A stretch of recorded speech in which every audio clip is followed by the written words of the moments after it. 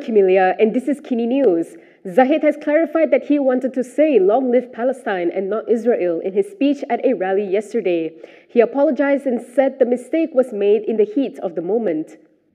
Deputy Prime Minister Ahmad Zahid Hamidi has apologized to supporters of the Palestinian struggle over a slip of the tongue at a rally when he accidentally chanted support for Israel.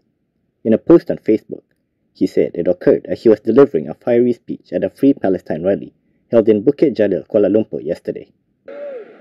Bebas, bebas. Bebas Palestine.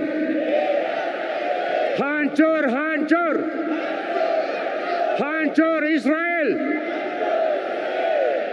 Bacul, bacul. Bacul Israel. Bangun, bangun. Rakyat Malaysia. Hidup Israel. Hancur Israel. Hidup Palestine. Hidup Palestine. Hancur Israel. Hancur Israel. Takbir. Takbir. Takbir. In his post, Zahid said in the heat of the moment and in high spirits, he made a mistake in his speech and hereby apologizes for that. He said with a sincere heart and burning spirit, he had continued to chant "Free Palestine" and "Long live Palestine" after the mistake. During the rally, Muhammad Sabu also delivered a speech. He called on Anwar to form a new order to help countries that have been fighting against Israel. Amanah President Muhammad Sabu has called on Prime Minister Anwar Ibrahim to use his global influence and organize a new world order against Israel. In a speech at a pro-Palestinian rally in Kuala Lumpur yesterday, he said the world cannot possibly hope for Western superpowers like the US and the UK to deal with atrocities committed by the Israeli regime. He said the world could not depend on them as they were the ones responsible for establishing Israel, and top US leaders were under heavy influence of pro-Israel lobbyists. Wahai Perdana Menteri yang kukasihi, namamu begitu harum di seluruh dunia. Kamu berupaya membuat satu tata cara baru di dunia ini. Rapatlah dengan negara-negara Islam yang iktiraf Israel, tapi ajak mereka putus hubungan dengan Israel. He added that Anwar should help countries that have been fighting against Israel and those who do not recognize the regime so they can grow stronger. Muhammad said Anwar should not fret about leading the fight against Israel, as the struggle has now gotten worldwide support, including from Europeans.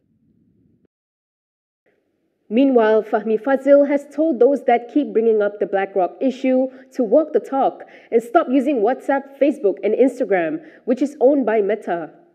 Communications Minister Fahmi said any party that continues to raise issues about Blackrock should also cease using all services related to the world's largest international asset management company. Fahmi labelled those persistently discussing Blackrock as hypocritical and accused them of manipulating perceptions. He said, if they claim they want nothing to do with Blackrock, then they should stop using WhatsApp, Facebook, and Instagram. Taking Facebook as an example, he said PAS spends considerable amounts on ads there, thereby funding Meta, and they know Meta's stance on Israel. He added that those discussing the Blackrock issue should be honest and do what is right. He said, if they are not brave, then they shouldn't walk the talk. Last Thursday, PAS Secretary General Taqiyuddin Hassan had criticized the government under Prime Minister Anwar Ibrahim, saying they were dishonorable for continuing the proposed collaboration between Malaysia Airport Holdings, Khazanah National, and Blackrock. The man suspected of kidnapping Albertine Leo has been remanded again for 6 days. Previously, he was remanded for 13 days until yesterday before being released on police bail. The man suspected of kidnapping 6-year-old Albertine Leo Jiahui has been remanded again today to assist in investigations into a case of possessing child sexual abuse material and pornography. The 31-year-old man has been remanded for 6 days starting today until next Saturday. This came following an application made at the Kulai Magistrates Court. The remand is to allow further investigation under Section 10 of the Sexual Offences Against Children's Act 2017 and Section 292 of the Penal Code. Previously, the suspect was remanded for 13 days from July 23rd until yesterday to assist in investigations under Section 365 of the Penal Code and Section 14(a) of the Sexual Offences Against Children Act 2017, before being released on police bail. Johor Police Chief M. Kumar was reported to have said that the suspect was re-arrested yesterday following the discovery of various sex toys, adult pornographic material, and child sexual abuse material at his residence in Kulai. Muhammad Jailani Khamis has claimed that UMNO is trying to bankrupt him. Jailani, who had joined PAS, said receiving a letter of demand from UMNO was the price he had to pay because he believed in the struggle. Rumbia Assemblyperson Muhammad Jailani Khamis has accused UMNO of trying to bankrupt him. This is for demanding 100 million ringgit from him for defecting to PAS. In a ceramah in Nenggeri, Kelantan last night, he said he joined PAS and was threatened with a 100 million ringgit lawsuit. The representative from the Melaka Legislative Assembly said receiving a letter of demand from UMNO was the price he had to pay because he believes in the struggle. On August 3rd, BN Chairperson Ahmad Zahid Hamidi said the coalition served Jailani with an LOD following his move to join PAS. Zahid said the legal letter was a preliminary step for the party to claim 100 million ringgit in compensation from him. Jailani first won the Rumbia seat on a PKR ticket during the 14th general election in 2018, and 2 years later defected to BN along with 3 others from Pakatan Harapan to form the new state government. On July 16th, PAS Secretary General Taqiyuddin Hassan announced that Jailani joined the party in June last year. Still on the topic, in his response to Jailani, UMNO's Puat Zarkashi said that the Rumbia Assemblyperson had bankrupted himself. He pointed out that Jailani had signed a statutory declaration before being nominated in the Melaka state election in 2021. UMNO Supreme Council member Muhammad Puat Zarkashi has slammed Rumbia Assemblyperson Muhammad Jailani Khamis. This came after Jailani accused UMNO of trying to bankrupt him by demanding 100 million ringgit from him for defecting to PAS. Puat labelled Jailani as an individual with no class and said that he had brought the bankruptcy upon himself. Elaborating, Puat said that Jailani signed a statutory declaration before being nominated in the Melaka state election in 2021, but later chose to hop parties. He said this is why Jailani had to bear the consequences. He added that Jailani never had enough to eat, and that's why frogs like to jump for survival.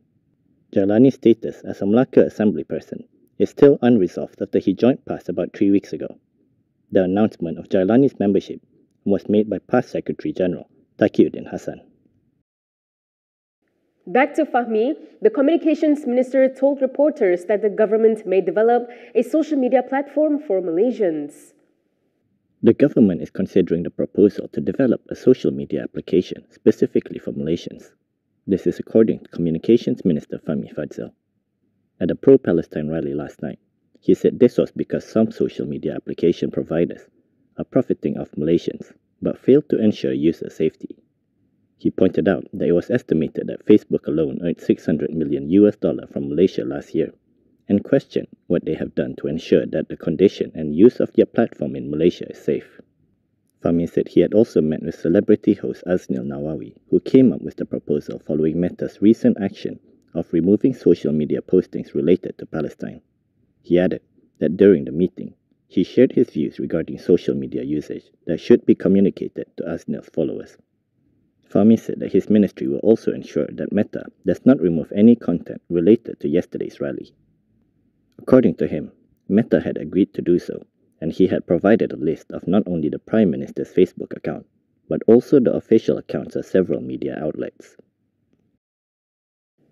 That is all from me today. For more stories, you can go to kinitv.com. You can also follow us on Instagram, Twitter, YouTube, and Facebook for the latest news updates. If you'd like access to news like this and more, subscribe now to Malaysia Kini and support independent media. I'm Camelia. Thanks for watching.